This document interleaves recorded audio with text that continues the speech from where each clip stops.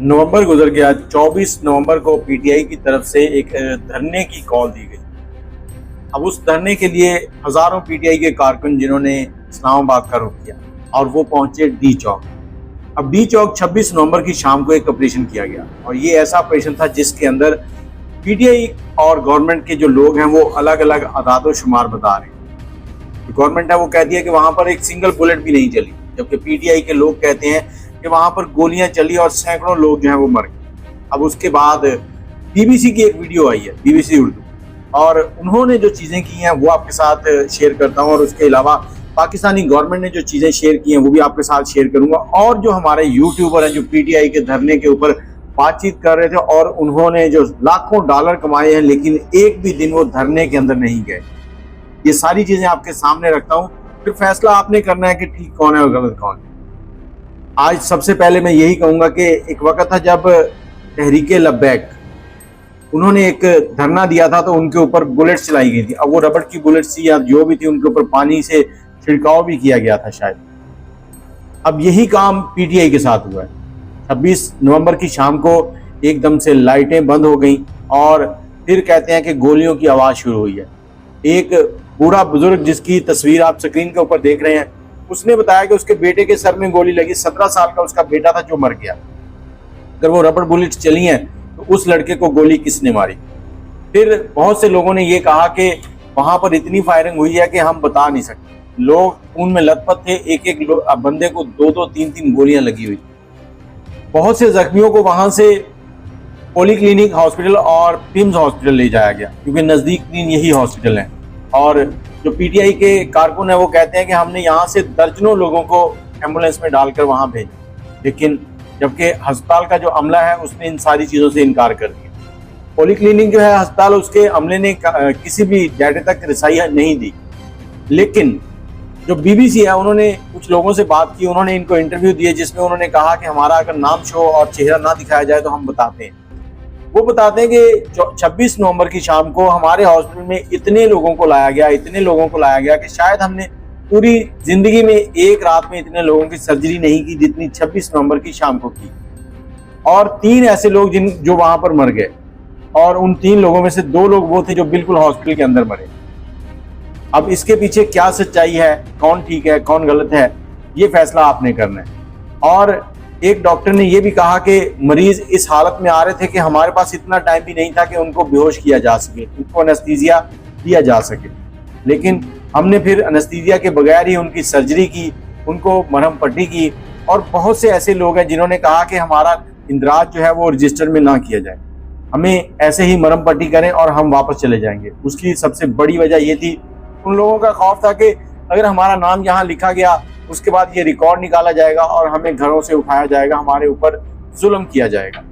इसी तरह से पिम्स हॉस्पिटल जो है वहां पर भी बीबीसी की टीम गई है। बीबीसी की जो टीम है वो कहती है कि जब हम पिम्स हॉस्पिटल पहुंचे तो हमने वहां पर जो देखा उसमें ये था कि गैर मामूली तौर पर पुलिस और रेंजर्स की नफरी बहुत ज्यादा मिकदार में वहां लगी हुई थी और डॉक्टर जो थे वो किसी भी डाटे तक रसाई नहीं दे रहे थे। वहां पर जो मरीज है वो कह रहे थे हमें हमारी फाइलें नहीं दी जा रही। और पिम्स हॉस्पिटल ने किसी भी इस तरह के मामले की तरदीद किया। उन्होंने कहा कि हमारे पास कोई भी ऐसा शख्स नहीं आया जिसको गोलियां लगी हों या फिर उसके ऊपर तशद्दुद किया गया हो। इसके मुतबादिल एक लेडी जो है वो अपना बयान दे रही है कि हम मेट्रो के पुल के नीचे खड़े थे, मैं अपनी कार में बैठी थी, मेरे हस्बैंड जो है वो सामने खड़े थे और एकदम से गोलियों की आवाजें आने लगी। और जब गोलियों की आवाजें आई तो मैं समझी कि ये आंसू गैस के जो शेल होते हों उनकी आवाज है, उनको चलाया जा रहा है। लेकिन एकदम मैंने देखा कि मेरे हस्बैंड जो है वो सड़क के ऊपर पड़े हैं और घुटनों के बल हैं, हाथ उनके जमीन के ऊपर हैं, वो उठ नहीं पा रहे, उनको गोलियां लगी हुई। मैंने उनको उठाया और हॉस्पिटल की तरफ निकली। अब ये सारे मामला जो लोग बता रहे हैं इसके ऊपर हमारे जो वजीर हैं अता तारड़ साहब, उन्होंने बयान दिया है। उन्होंने कहा कि ये जो भी कुछ कहा जा रहा है ये सिर्फ और सिर्फ पीटीआई के लोग हैं जो कैमरे के पीछे आके चेहरा सामने नहीं ला रहे और ये फेक न्यूज है। लेकिन बीबीसी ने ये सारी चीजें शाये की। क्या पाकिस्तानी गवर्नमेंट बीबीसी के ऊपर कोई केस करेगी कि उन्होंने पाकिस्तानी गवर्नमेंट अवाम के जो दिमाग है उनमें ये गलत चीजें क्यों डाली हैं, ये प्रोग्राम क्यों रिकॉर्ड किया? पाकिस्तानी गवर्नमेंट उनसे क्या इसके सबूत मांगेगी? हाँ, पाकिस्तानी गवर्नमेंट उनसे सबूत मांगे, अगर वो सबूत नहीं देते तो उनके इदारे को यहाँ बंद कर दिया जाए, मैं यही कहूँगा। क्योंकि पाकिस्तान में किसी भी शख्स को इश्तिहार अंगेजी जो है वो फैलाने की हरगिज़ इजाज़त नहीं है। BBC इस वीडियो की मदद से पाकिस्तान के हालात को ख़राब कर रहा है। मैं यही कहूँगा कि गवर्नमेंट को उस पर एक्शन लेना चाहिए, अदालत में लेके जाएं ताकि या तो वो सबूत दें या फिर उनके चैनल को यहाँ से बंद कर दिया जाए। फिर दूध का दूध और पानी का पानी होगा।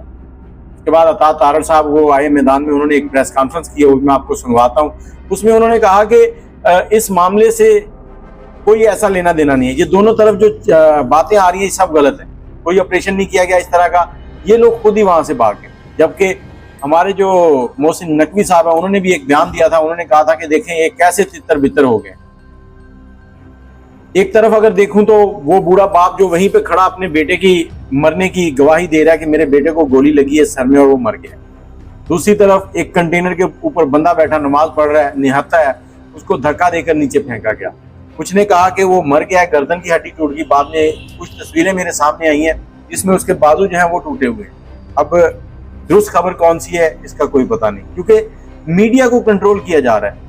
जब तक आप लोग मीडिया को सामने नहीं आने देंगे, खबरें सच लोगों तक नहीं पहुंचने देंगे, तो इस तरह के मामला चलते ही रहेंगे। अगर गवर्नमेंट कहती है कि PTI के लोग जानबूझकर ये प्रोपेगेंडा कर रहे हैं, तो गवर्नमेंट को चाहिए कि नेट जो है इसको बंद ना करे।